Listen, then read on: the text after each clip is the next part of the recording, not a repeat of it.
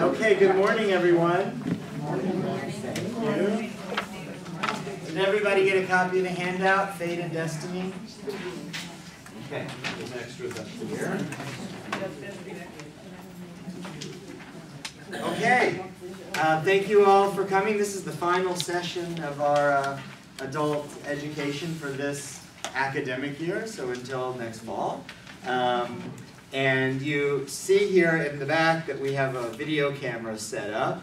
So this is something new that we're trying to record our Sunday morning classes and then to post them online afterwards, so that if you're unable to attend, you can watch them. So I just want to acknowledge Joel, who's helping us with this, as well as Karen Benson, who's our incoming adult education chair, and we're working on making this happen. So there, information will be coming out about how to access it, but Joel's setting up a link from our BJBE website under the adult education section where these sessions will be archived.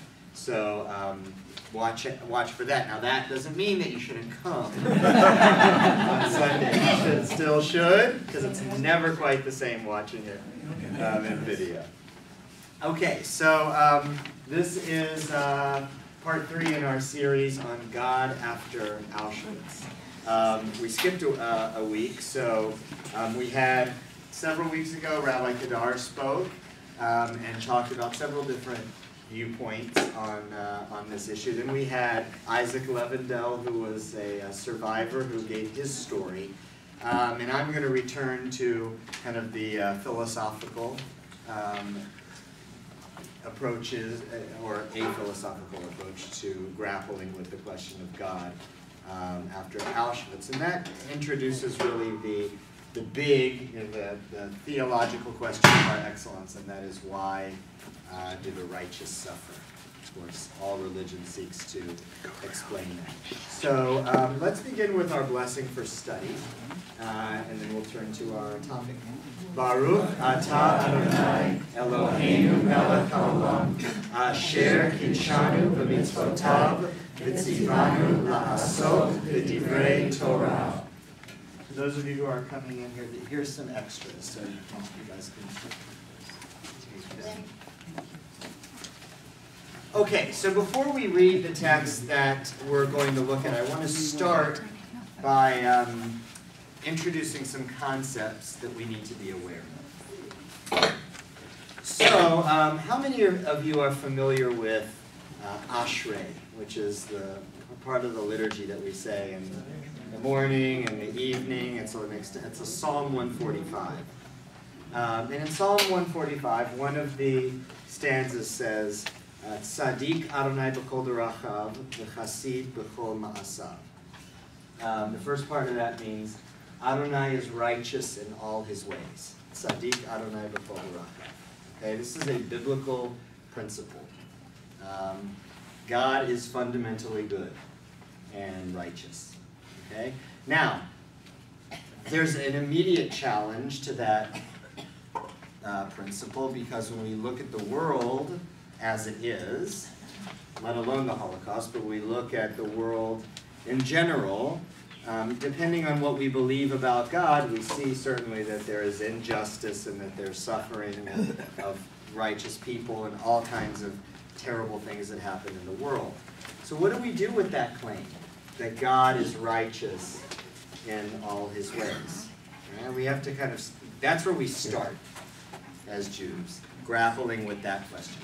Now, classical Jewish thought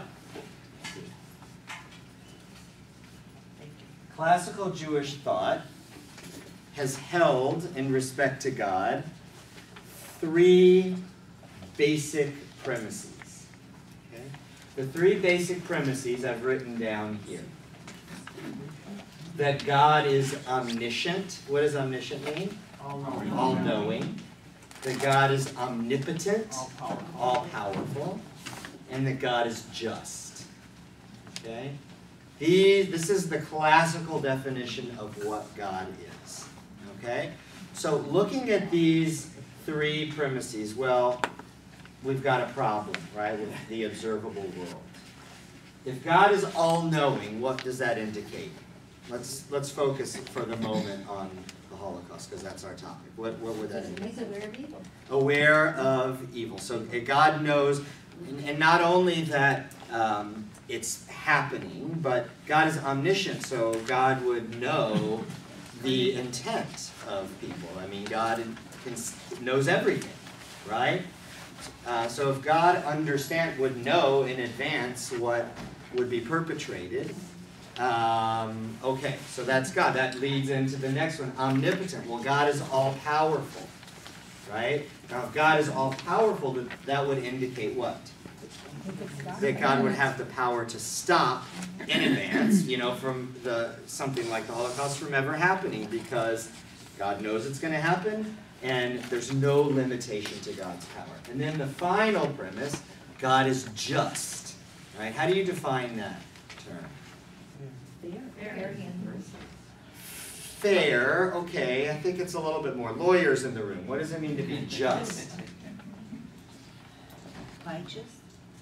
Yeah, righteous, but it's also more than that. Justice. Do the right thing. Okay, yeah, but the justice system, right? Adhere to the Torah. Well, adhere to, yeah, okay. Law, right? Justice means that everybody gets their due, right? I mean, if the justice system ensures that in the divine justice system that righteous behavior is rewarded and that wicked behavior is punished. That's what it means to be just. Okay? But that's not true in the legal sense. Well, it's different from righteous. Okay? I mean, there's certainly justice is righteous. Okay? But justice connotes, reward for good and punishment for wicked. That's justice. That's different from mercy. Mercy would indicate just an overflowing of goodness and compassion, even for those who act wickedly. But just, okay, indicates that. So these three principles then would indicate, when you look at the Holocaust, would indicate that something is not right, at least as far as we can see it, right? Because God should have known what the Nazis were up to and should be powerful enough to prevent it from happening. And in any case, we know that all kinds of good and righteous people died and suffered during this tragedy, and that doesn't comport with justice in the world, okay? So an event like the Holocaust, and really the Holocaust does this, unlike any other event in Jewish history, is rocks the classical paradigm to its core. And all of a sudden, Jewish thinkers who had really, up until this point, kind of held the line on this, that God is all of these things, and if the world seems like it's not, we're not able to understand it. Okay, after the Holocaust, this begins to change, and Rabbi Kadar talked about some kind of lines of thinking that challenge this paradigm. So, some theologians, the approach kind of suggests that, well, all three of these can't hold and make sense, right? So something has to give here. So some theologians give up on the idea of omnipotence, okay? And she talked about Harold Kushner. This is really the Kushner model, Emil Fackenheim model, that God was present at Auschwitz and aware of what was going on, but God did not have the power to stop it, because when God created human beings and gave us free will, God necessarily limited God's own power, right? In giving you the ability to decide for yourself how you're going to act, God gives up the ability to control your behavior. God is not the puppeteer of the world, right? So that's one solution. And in that sense, we can preserve God's omniscience, and also God's justice, but God's not omnipotent. God's limited in that sense. Okay? A thinker like Elie Wiesel, who, of course, has written on this issue, not only, well, in what I've read at least of him, he doesn't deal with the omnipotence so much. He challenges this, the just one. And that's one that, in the main, most thinkers don't want to give up on, because if God is unjust, what kind of God is that? I mean, who wants to worship that kind of a God, right? A God that's just wicked or capricious toward humanity. But Wiesel challenges it. And he says that, well, maybe it's not that God is actively unjust, but God, in the case of the Holocaust, to put it simply, but he almost states it in these words, God fell asleep at the wheel. Okay? Wiesel kind of writes that it's God's job to watch over the world and to make sure that the world is operating rightly. And when terrible things like this happen, it's because God is neglecting God's responsibility to the world and to humanity. Okay, so that's what Wiesel says about the Holocaust, and he says because God has the tendency sometimes to do that, and you can demonstrate it even in the Bible itself. God is sometimes there, but sometimes not. And we have to wonder, well, why is God just not there, disappearing sometimes when we need God to be there? Wiesel says that what that means is that we have to kind of rethink the notion of the covenant. And the covenant now has to mean that both parties to the covenant, God and the Jewish people, are kind of obligated to call each other out when we're not upholding the end of the bargain. And if God is asleep at the wheel, it's up to us to step in and do God's job. And so Wiesel calls for, aggressive activism and vocal protest against evil in the world.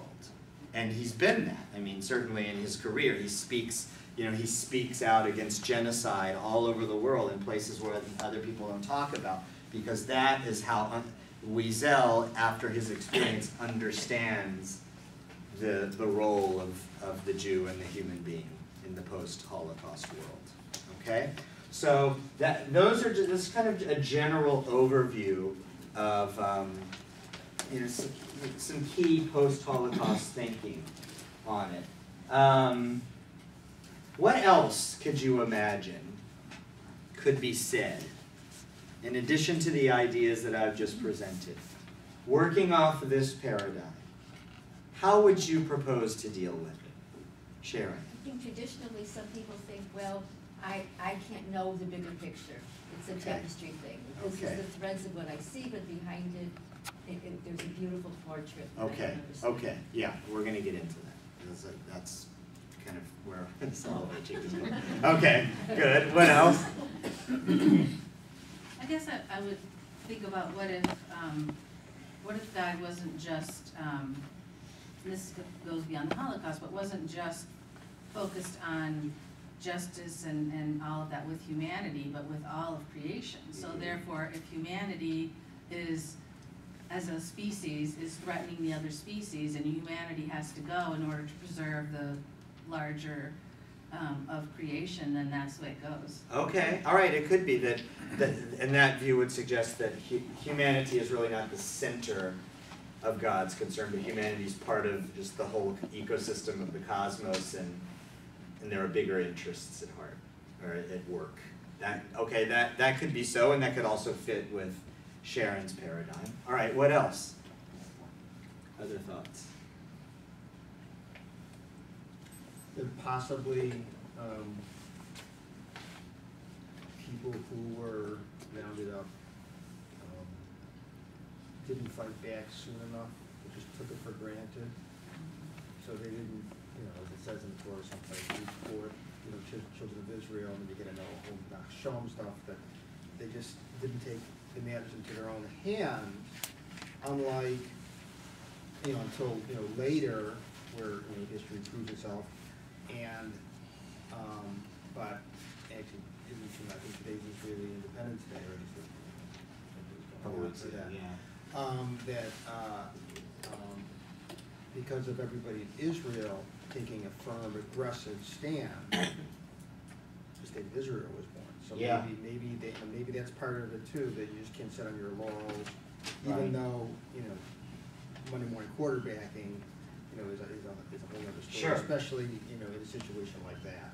Yeah, that's a good insight, and that approach. See, we don't often think about how theology and beliefs about God drive our behavior, but in fact they do, even if subconsciously. So that theological approach, I think, really does drive the Zionist enterprise. The Zionist movement introduced this new paradigm that they proudly called the New Jew. The New Jew was, the Jew who's not passive with his face buried in books and prayer, but active and taking charge and making things happen and fighting, right? That's the model of the Zionist pioneer in the Israeli soldier today, right? That theology really does underlie modern Israel, and even before that, there's many of you probably have heard the name Chaim Nachman Bialik. Okay, he's a poet, an Israeli poet. And he wrote already in the beginning of the 20th century, before the Holocaust, after an unusually horrific pogrom against the Jews of a town in Russia called Kishinev. Bialik wrote a poem about the Kishinev pogrom and made this kind of critique. Essentially that the Jews there were passive for the slaughter, and they just placed their hope and faith that God would deliver them, and if not, it was God's will, and so they responded to the threat simply by, prayer and such, and Bialik, says that that's just the wrong way to think about the world. And so that attitude, is really adopted by the Zionist movement, and we're not going to be passive anymore. And that may follow with Wiesel too, which is to say that, look, God, even if God has the power, God just always isn't paying attention, or whatever. But we have to act on our own behalf. Okay? Yeah. But there have been instances where Jews had fought, and it was disastrous, and they were almost wiped out. Yeah. So therefore, the leaders took a different course. Right. So it's been our experience both ways. That's right. Well, and that's why the whole image of the passive Jew, with his face buried in books, and Was not always the case. it wasn't. The Maccabees, were warriors, and that was in the Second Temple period. But then after that, when the Jews were living under Roman rule, and you had the Bar Kokhba rebellion, and it was quashed and brought terrible consequences, and of course the destruction of the temple even before that, terrible consequences for militarism against power. The rabbis of the Talmud, who were the leaders of the Jewish community, really de-emphasized, militarism and fighting, and created this image of the passive Jew. When you look at, we just had Pesach not long ago, and we have the section on the 4 children, right? The 4 sons. The wise son is the one who, is the prototype of, study and prayer and so forth. That's the ideal in Rabbinic Judaism.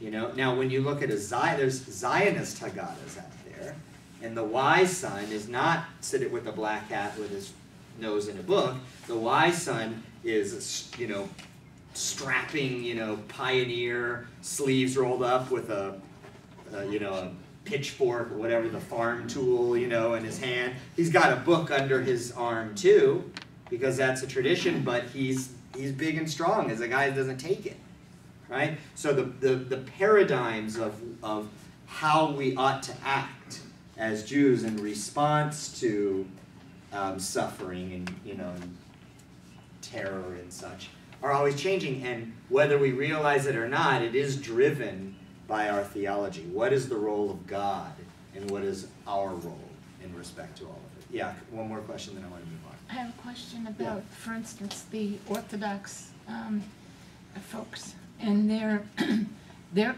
contribution. Okay, is the studying and knowledge of basically Torah and how to act toward each other and so on.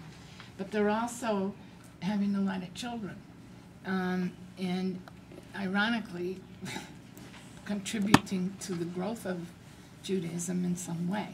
So Yeah.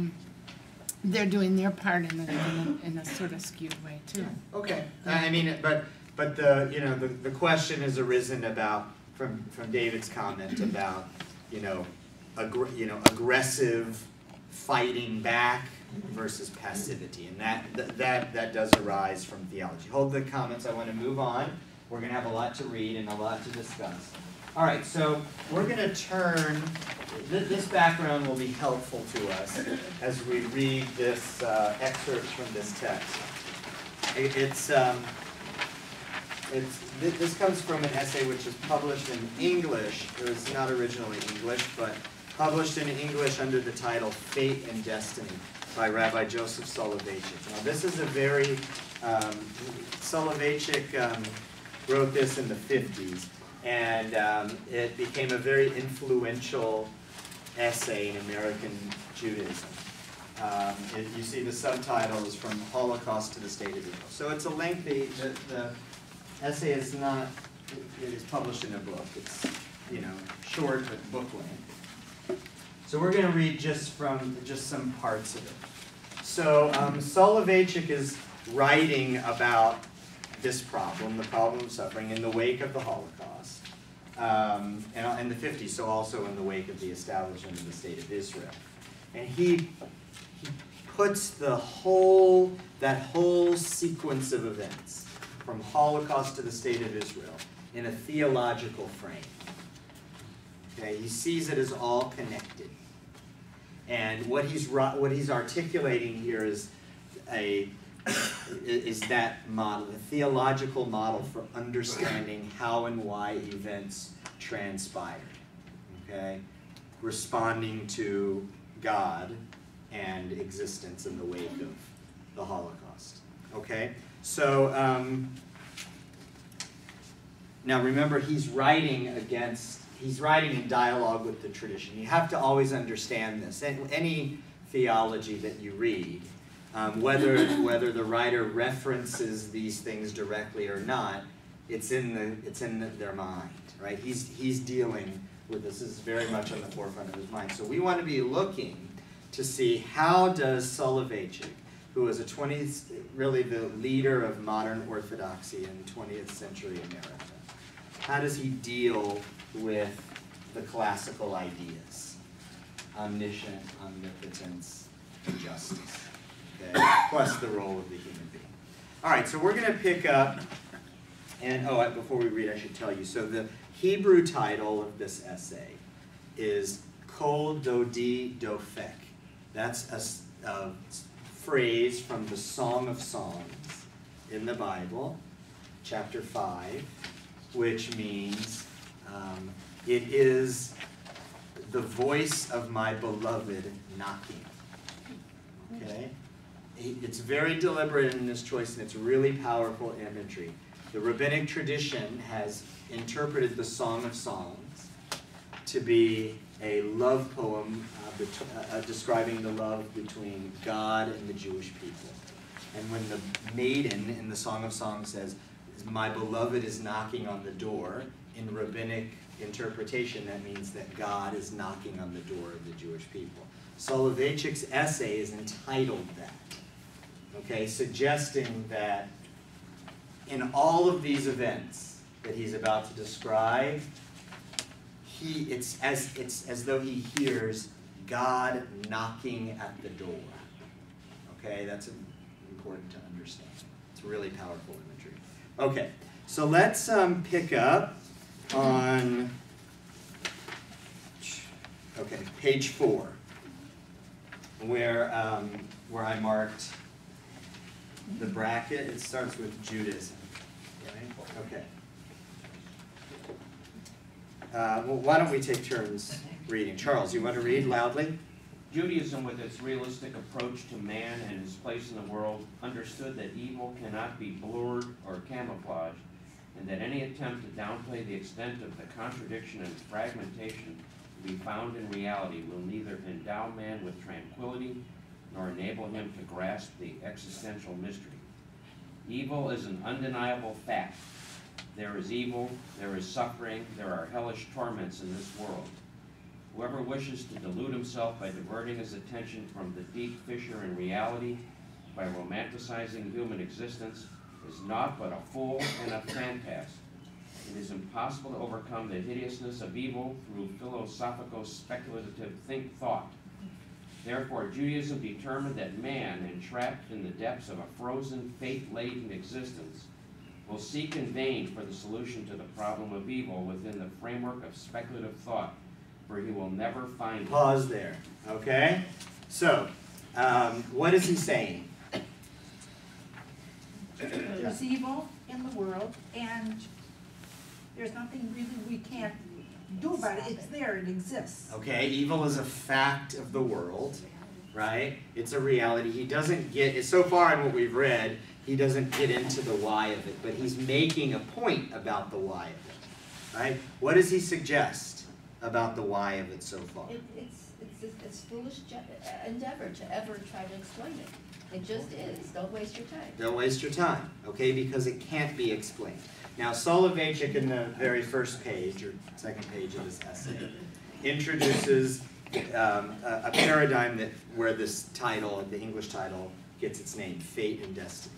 Soloveitchik says, and this is common in his writings in general, he sets up two types of individual, and they're theoretical types. Okay, no individual is purely one or the other, but these are kind of paradigms of thinking about the world. So he says there are two kinds of person. One he calls the man of fate. The other he calls the man of destiny. Okay, that's what he's going to be describing here. And he's starting off by talking about the person of fate. Okay, the person of fate, according to Soloveitchik, is what is? You tell me. What does fate mean? It's pre-designed. Okay, could mean that predestination. If you regard something as fate, what does it suggest about your control? You don't have no control over it, right? So in regards to fate, a human being is passive, right? Fate acts upon you, okay? And so for Soloveitchik, and he's going to describe this more in a second, the person of fate is one who sees himself or herself in the context of the world as a passive participant, right? Things happen to me. And then the person of fate wants to know, why does this happen to me, right? And he says that question, he's already tackled it right here. He says that question is a waste of time because it can never be answered, right? The fact of the matter is that evil is, okay? So Soloveitchik now wants to deal with the issue of how do you respond, okay? Are you a man of fate or a man of destiny? He's going to describe it. Yeah, Norman. But God created the world and everything in it. Right. And so if we're wondering, how did this come about? It's because God wanted it to come about, perhaps. Well, maybe. Perhaps. Okay, perhaps. Yeah, now that goes to the issue of omnipotence. Is it God bringing it, or is it the function of, God has created the world with the potential for good and for evil to be brought out by human beings, and the Nazis brought out evil. But yes, that God created the capacity for it. I mean, that's very important to understand.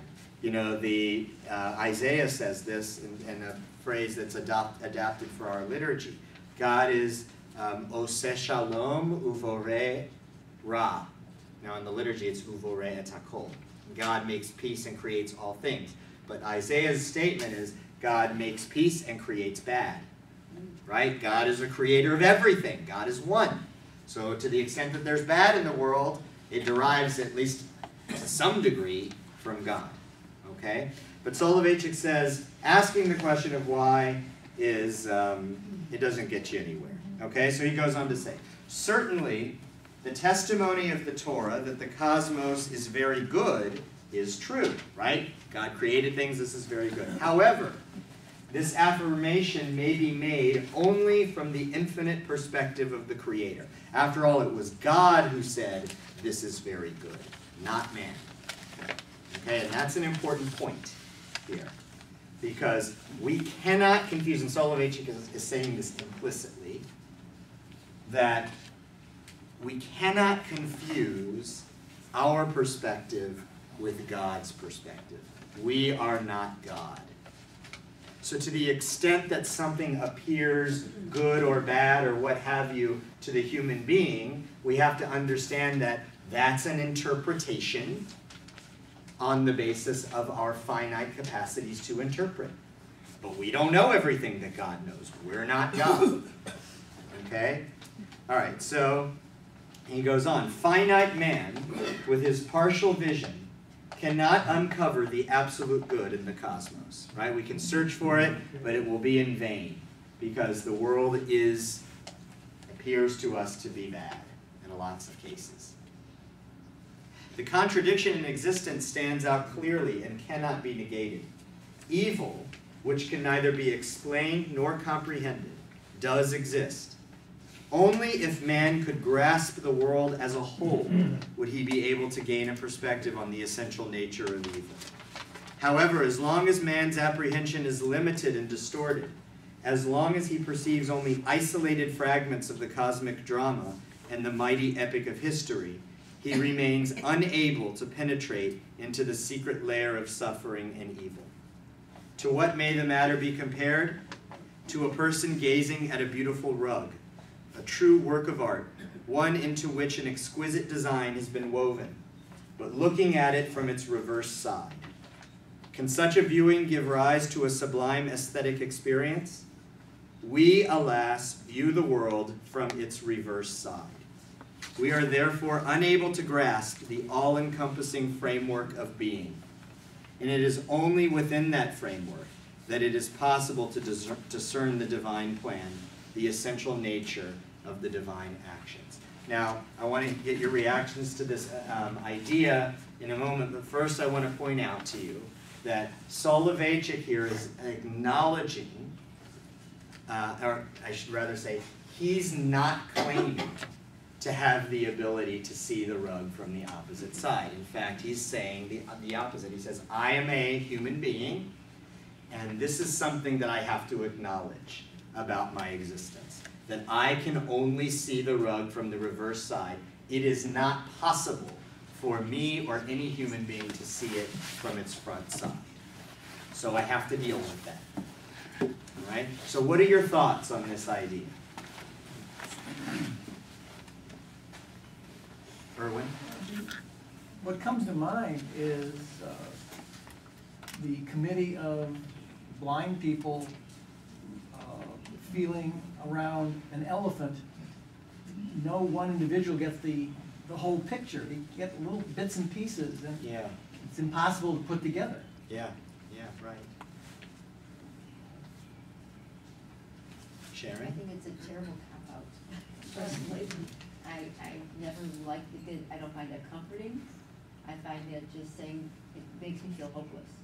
So I don't like that. Okay, well, and that's what he's presenting with the man of faith, right? And he said, and so we have to see how his thought develops here, but yeah, he is suggesting, I think that's exactly what he wants you to feel. If, this is the case, and we approach the world as people of fate, the result will be utter hopelessness, right? right? So that's why he's going to propose the paradigm of the man of destiny, okay, which we're going to read about in a second. But that is the problem, right? Now, the way he's presenting this is, it is unavoidable, and whether it's a cop-out or not, it's a reality because human beings are not God. If we were God, we would know everything.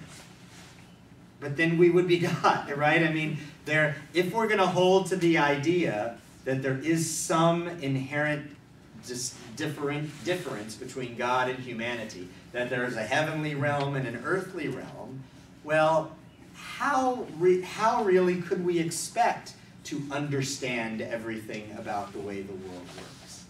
He begins his essay by making reference to a passage in Exodus chapter 33, where Moses says to God, in kind of an exasperation, God, show me your ways, let me see your face. And God's response to Moses is, Moses, I love you, but sorry, nobody can see my face and live. Right? There are just some things as human beings that we can't know. All right? And that's what he's grappling with here. Norman. Seems to be a number of people who don't believe in God. And they may take this explanation as to why there is no God. Because if there was a God who wanted justice in the world, that's what we would have. Yeah. And he has that full power to do. So when man does evil, does God permit that? Does God want that? Is he encouraging man to be evil? Right. So they don't believe in God. Yeah, that's right. I mean, in another post-Holocaust thinker, Richard Rubinstein, that sound right? I think that's his name. But anyway, he kind of followed Nietzsche on this. It declared that God is dead, right? There's no God. You know, whatever we believed is just over. So that's certainly one response too. I mean, you know, the thing about theology is there are no right answers. You can't know. Nobody could prove it. So it's about what you believe. You know, ultimately, how do you make sense of the observable experience? This is, you know, one approach. There are others, to be sure. But, you know, all of this for me is really bringing out the importance of that distinction between humanity and God. And if we are, you know, if we're going to say that in order for me to believe that there is a God and that there is a just God, that justice has to be demonstrated to me empirically, then we're on a fool's errand. It can't be. Right? David? Well, a couple things. In the time of Noah, remember the world was a really bad place, Yeah. and then, you know, God wiped out basically the entire world, and then, you know, after that point, I think it says he admitted he made a mistake. Yeah. He's not going to do that again, or in other words, he may not get involved again, as you know, and let him, you know, deal with things. You know, another thought is, nobody said the world is going to be a perfect place. You know, when Eve and Adam ate the apple, everything changed, and he basically said, well, you're going to go out in the world and you're going to fend for yourself. Yeah. Whatever that means. Right. And, you know, the Torah doesn't talk about perfection. It just gives the man the tool, you know, the Jews the tools, basically, you know, to be a good person and not cause trouble and help people, you know. Okay, well, and not only that, but for Soloveitchik, the tools to navigate the mystery of existence. Okay, so let's keep going now. All right, so he says, in a word, the eye of fate asks a theoretical metaphysical question regarding evil, and this question has no answer. It is insoluble. In the second dimension of human existence, destiny, the problem of suffering assumes a new form. What is the nature of the existence of destiny? It is an active mode of existence, one wherein man confronts the environment into which he was thrown, possessed of an understanding of his uniqueness, of his special worth, of his freedom and of his ability to struggle with his external circumstances without forfeiting either his independence or his selfhood. The motto of the Eye of Destiny is, against your will you are born, and against your will you die, but you live of your own free will. Man is born like an object, dies like an object, but possesses the ability to live like a subject, like a creator, an innovator who can impress his own individual seal upon his life and can extricate himself from a mechanical type of existence and enter into a creative, active mode of being. Man's task in the world, according to Judaism, is to transform fate into destiny, a passive existence into an active existence, an existence of compulsion, perplexity, and muteness into an existence replete with a powerful will, with resourcefulness, daring, and imagination. All right, so tell me, as you understand it, the difference between the person of fate and the person of destiny. You can create your own destiny. You can create your own destiny, right? Fate is a passive. It happens to you, but destiny happens as a result of your actions, right? Now, why do you think he's presenting the paradigm of these two types in discussing why the righteous suffer? So that's the title of this subsection of the essay. Why do the righteous suffer? It kind of implies that you have to be not righteous to move ahead. It's oppositional. There is, if I just rely on something to happen to me, it's like the man whose the house is flooding. He just keeps waiting for something to happen instead of taking any action, or other men relate to other men. He's waiting for the imperial to come down and save me.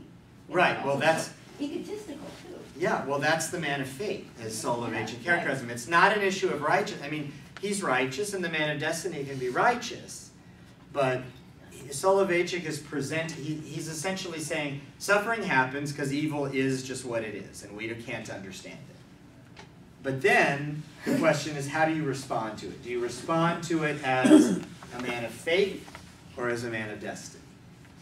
Right? That's what he's presenting here. And in so doing, Soloveitchik has, I think, kind of conceded, I don't know if conceded is the right word, but he's almost given up on dealing with this stuff. Right? I mean, he just kind of says, you know, we just don't know. We just don't know what God is like. I believe that God is inherently good. I can't see it all the time. But for me to try to figure it out just doesn't do anybody any good. So now I bring the issue of suffering from the kind of speculative world of trying to understand the why of it and just bring it into the practical, earthly world of figuring out what to do about it. Okay? This is Soloveitchik's response to the problem of suffering. Let's keep going for the sake of time, and then we'll take some more. Rabbi, Yeah. ask a question or comment.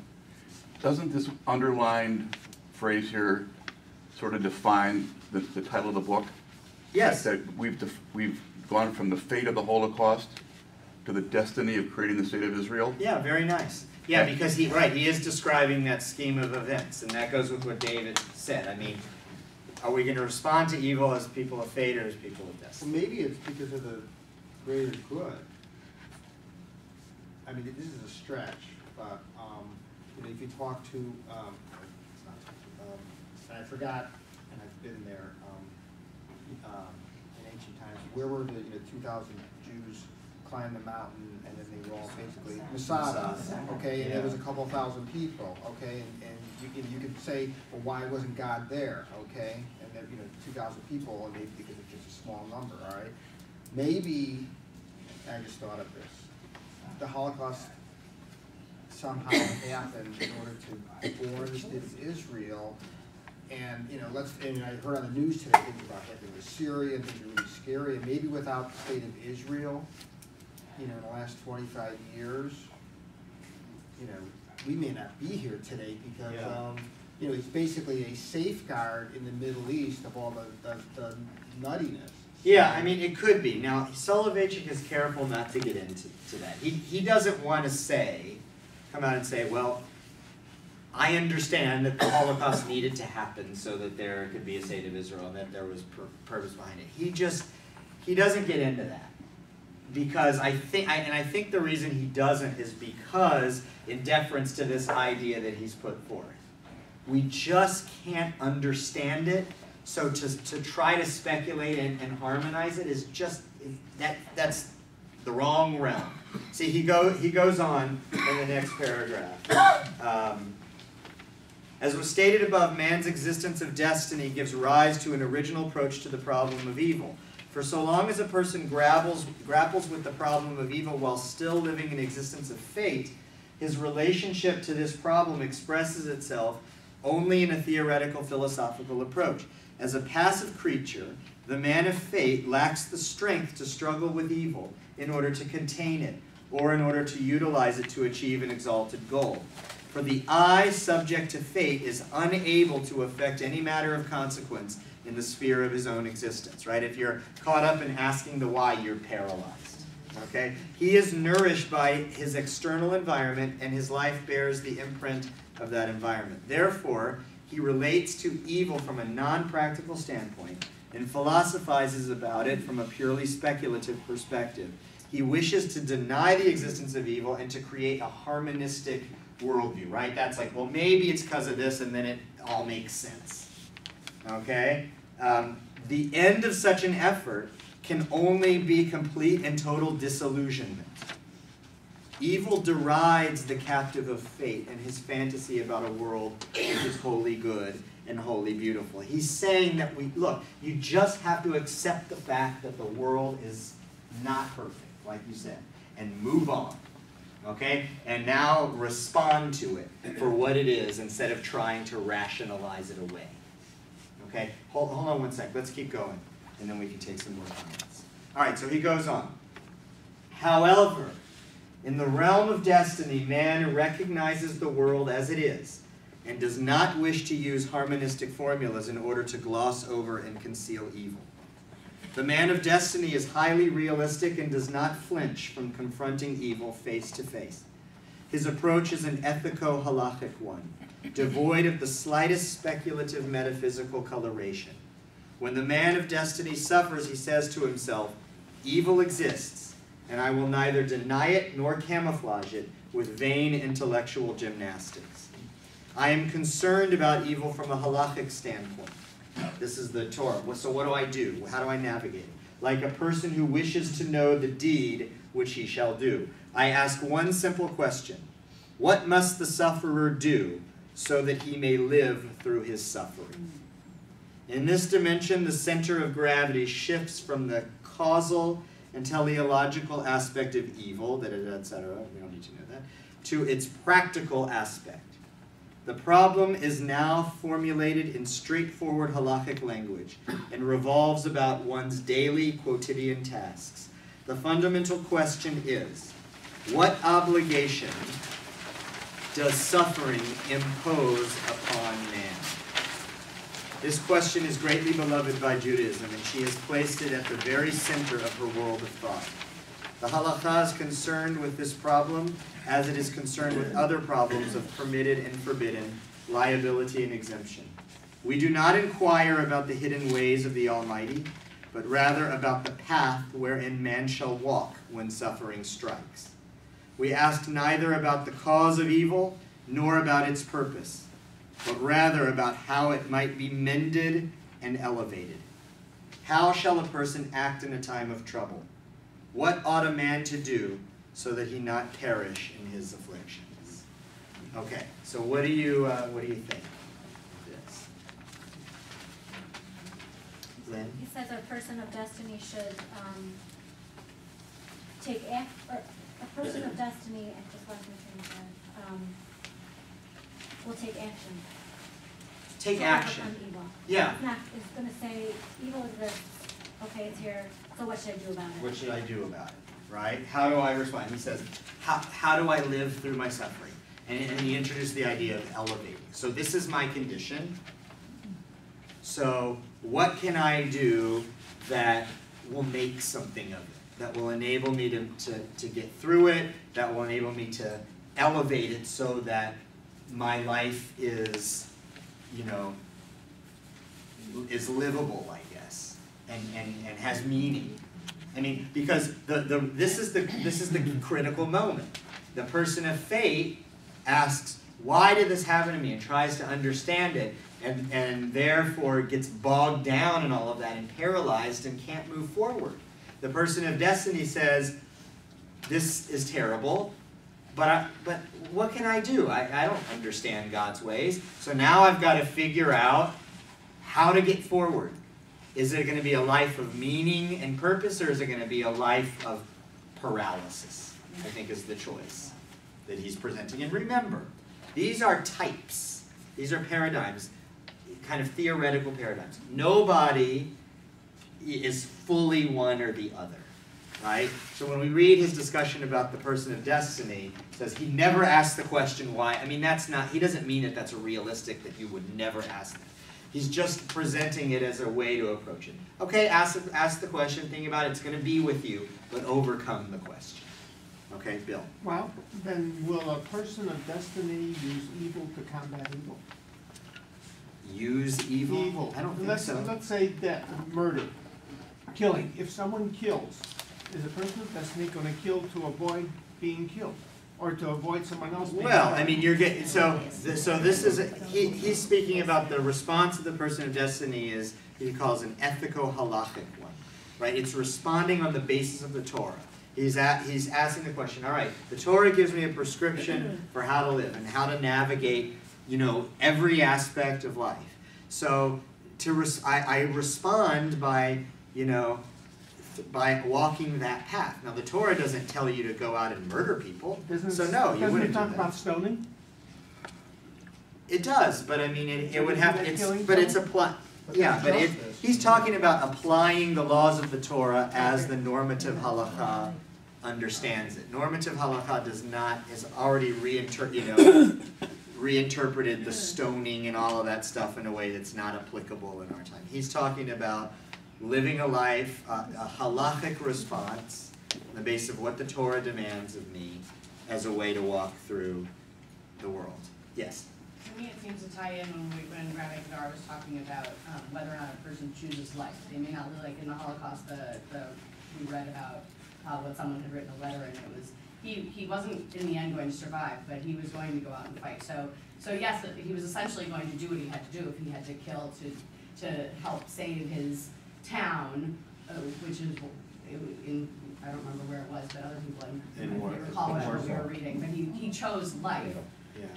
So rather than choosing not to fight or not to do what he had to do, knowing that in the end he probably wouldn't live, but he chose life, and in order to do that, he was going to have to do that. Yeah. Commit, kill or whatever else. Yes, He was but choosing that life. and that would be consistent though with Bill's question about what the halakha allows. If somebody is coming to kill you, that's a halakhic norm that you rise up and kill them first. Okay, I mean, but that's different from murder. That's defense. Okay, to get into that would take us far afield. But the point is, you're right. So in that text that she presented, you had the decision is made at the margin. I mean, this person knew that he was going to die. That was just the fact of it. So then the question is, you know, how do I respond to that fact? And to rise up and fight, you know, that's what Soloveitchik through this essay describes as redeeming the suffering. Okay, the suffering is there, but by responding actively and taking control of your destiny, you redeem the suffering and elevate it to make it a source of purpose, as opposed to something that crushes you. Okay, Michelle? I think it's interesting because he's an Orthodox Jew writing this, but it's very applicable when I see kind of the differentiation between Orthodox Judaism and Reform Judaism. Reform Judaism has taken this, and we talked about this with Rabbi Kadar, about the social action, and that's sort of our purpose. Whereas, from what I can tell, Orthodox Jews have seen it as continuing, it's not a passive Judaism, but in terms of elevating themselves and their spirit through more intense prayer, more, I think it's interesting, that sort of dichotomy of how the two sects have sort of moved forward. Yeah. In how they're elevating themselves and how they're getting past it. Yeah, different approaches, but ultimately, seeking to respond, to realize, purpose in it, and forge ahead. Yeah.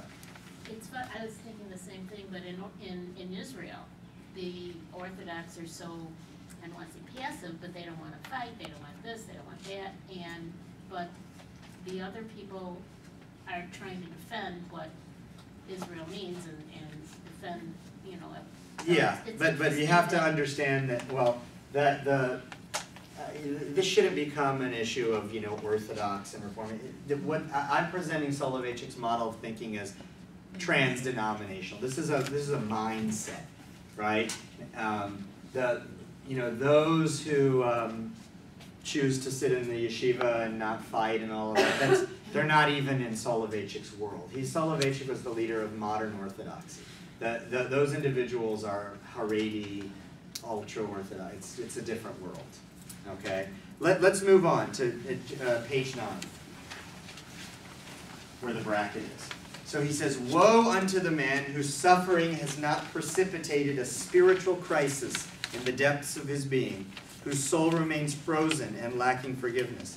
Woe unto the sufferer if his heart is not inflamed by the fires of affliction, if his pangs do not kindle the lamp of the Lord that is within him. If a person allows his pains to wander about the vast empty spaces of the cosmos like blind, purposeless forces, then a grave indictment is drawn up against him for having frittered away his suffering." Judaism has deepened this concept by combining the notion of the mending and elevation of suffering with that of the mending and elevation of divine loving kindness, divine chesed. God's acts of chesed, Judaism declares, are not granted to man as a free gift. Rather, they impose obligations. They make ethico-halachic demands upon their beneficiary. To be sure, the overflow of divine chesed derives from God's open, superabundant, and generous hand, but it is not an absolute gift without conditions or restrictions. The bestowal of good is always to be viewed as a conditional gift, a gift that must be returned, or as a temporary gift. When God endows a person with wealth, influence, and honor, the recipient must know how to use these boons, how to transform these precious gifts into fruitful creative forces, how to share his joy and prominence with his fellows, how to take the divine chesed that flows toward him from its infinite divine source and utilize it to perform in turn deeds of chesed for others.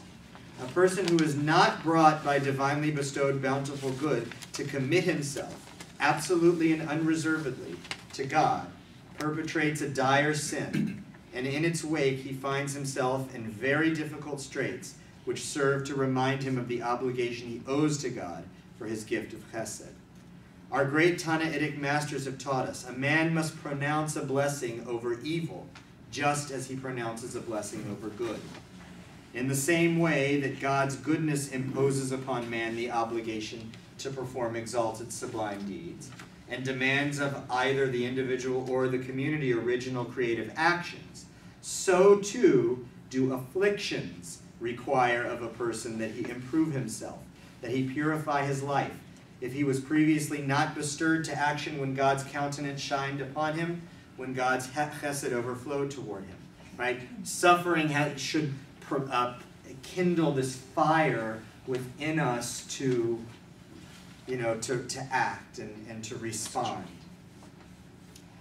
For there are times when a person is called upon to mend through his afflictions the flaws that he was inflicting upon creation when God extended peace to him like a river. He's saying here, if all the good that God has ever done for you in your life has gone unrequited on our part, well then, suffering ought to make you realize that there's something that we have to respond to.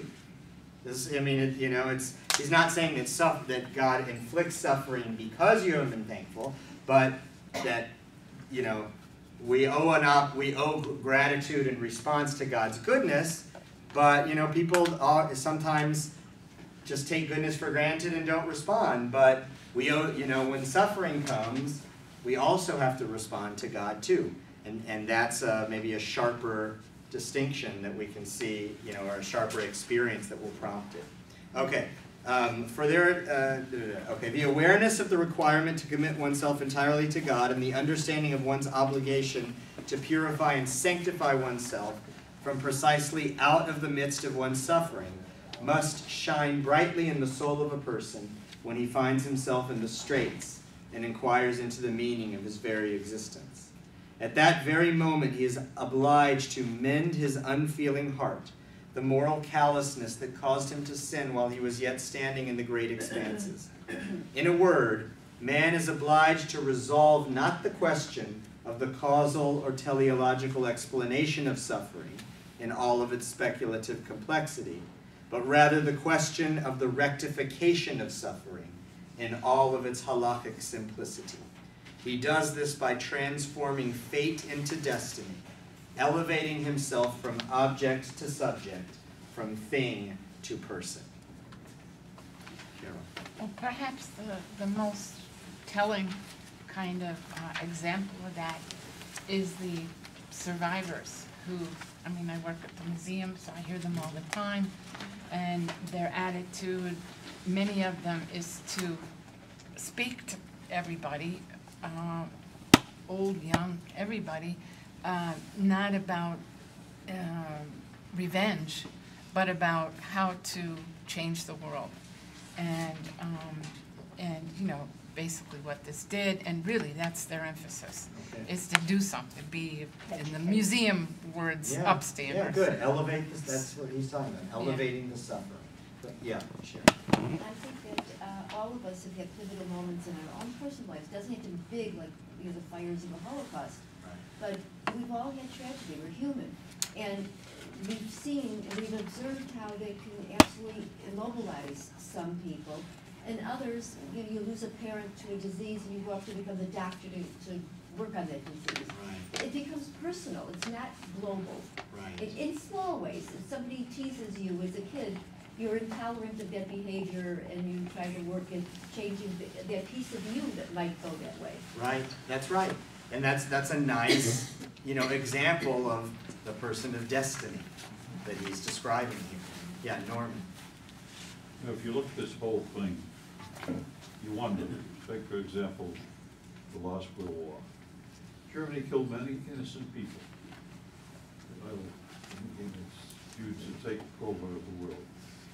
As a response, we killed many innocent people in trying to stop Germany from doing what it wanted to do. And it makes you wonder, if God had this control over the earth, why did they let either of us kill innocent people? Yeah. Why not just restrict the deaths to those who are guilty? Right. And it makes you wonder. Well, so maybe it is that God isn't omnipotent or whatever, but, again, his salvation just doesn't deal with it because it's not relevant to the response.